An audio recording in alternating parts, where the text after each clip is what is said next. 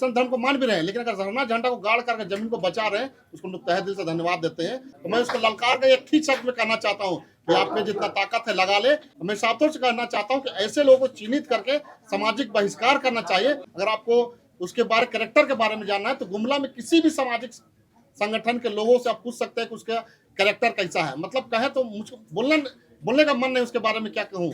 भगवान बिरसा मुंडा की समाधि स्थल है, उस जगह को बचा रहे तो तहे दिल से हम उसको धन्यवाद देना चाहते हैं। बिल्डर से अच्छा खासा मोटा रकम लेकर के सरना झंडा को उखाड़ने का प्रयास कर रहे थे और इल्जाम देना था कि ईसाई लोग सरना झंडा का इस्तेमाल यूज करते हैं। तो लगता है कि उसको आधा अधूरा ज्ञान है। तो लोग बताता कि किस आशा उम्मीद और किस मकसद से गाड़ा झंडा। सरना झंडा उखाड़ा गया, कई अपना ईसाई करने की कोशिश भी किया गया, कहा उस पर? देखिए, कुछ लोगों का हाथी का दांत दिखाने का कुछ होता है और खाने का कुछ होता है।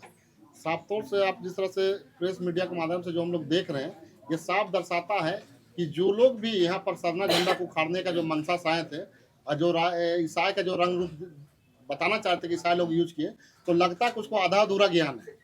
पहला चीज कि वो यहाँ पर आते सबसे पूछते कि किस अधिकार सब सरना झंडा गाड़े। तो लोग बताता कि किस आशा उम्मीद और किस मकसद से गाड़ा झंडा, लेकिन उनको तो ये करना नहीं था। उनको सीधे डायरेक्ट आना था और झंडा को उखाड़ के वहां से लेके जाना था और इल्जाम देना था कि ईसाई लोग सरना झंडा का इस्तेमाल यूज करते हैं। भाई, सरना हो चाहे हिंदू हो चाहे मुसलमान हो, सिख हो, कोई भी हो, मैं एक लाइन में साफ तौर से कहना चाहता हूँ, अगर उनकी मंशा सही है, सरना झंडा गाड़ कर वो अपनी जमीन को बचा रहे हैं और खासकर उस स्थान में जहाँ इसी स्थान पर उसी जमीन पर भगवान बिरसा मुंडा की समाधि स्थल है, उस जगह को बचा रहे तो तहे दिल से हम उसको धन्यवाद देना चाहते हैं।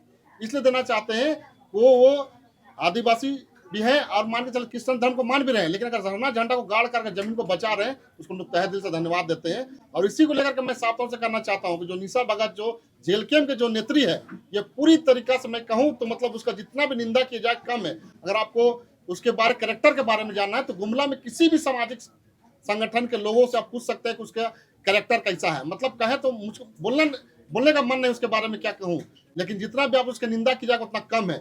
और यही नेत्री के द्वारा आप मैं बताना चाहता हूँ कि यहाँ झंडा उखाड़ने का काम किया जाता है, उसी के 2-4-5 लोगों के द्वारा, और उसी के कुछ और लोग भी हैं, मैं नाम भी बता देना चाहता हूँ। इसलिए वो लोग के जिस तरह के कार्य से पूरा समाज को नीचा दिखना पड़ रहा है, पूरे आदिवासी समाज को, चाहे वो सरना हो चाहे ईसाई हो, निरना हेरन टोपो और कुंदरसी मुंडा, ये लोग जाते हैं थाना में, यही लोगों के बीच के लोगों को एफआईआर करने, वो लोग झंडा का इस्तेमाल गलत करने का क्या, और कुछ लोग अपने लोगों के ही कुछ लोग को इधर भेजते हैं झंडा उखाड़ने के लिए। तो मैं साफ तौर से कहना चाहता हूँ कि ऐसे लोगों को चिन्हित करके सामाजिक बहिष्कार करना चाहिए। और साफ तौर से मैं कहना चाहता हूँ कि ये लोग को पहचान लीजिए कि ये लोग बिल्डर से अच्छा खासा मोटा रकम लेकर के सरना झंडा को उखाड़ने का प्रयास कर रहे थे, उखाड़ दीजिए, लेकिन उस लोग एक झंडा उखाड़ा है, हम लोग बृहस्पतिवार को 100 झंडा गाड़ेंगे।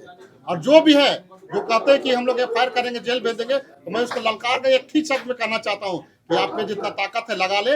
हम लोग बृहस्पतिवार को हजारों हजार की संख्या में पहन के अगुवाई में हम लोग सरना झंडा गाड़ेंगे और कौन रोकता है उसको भी हम लोग देख लेंगे।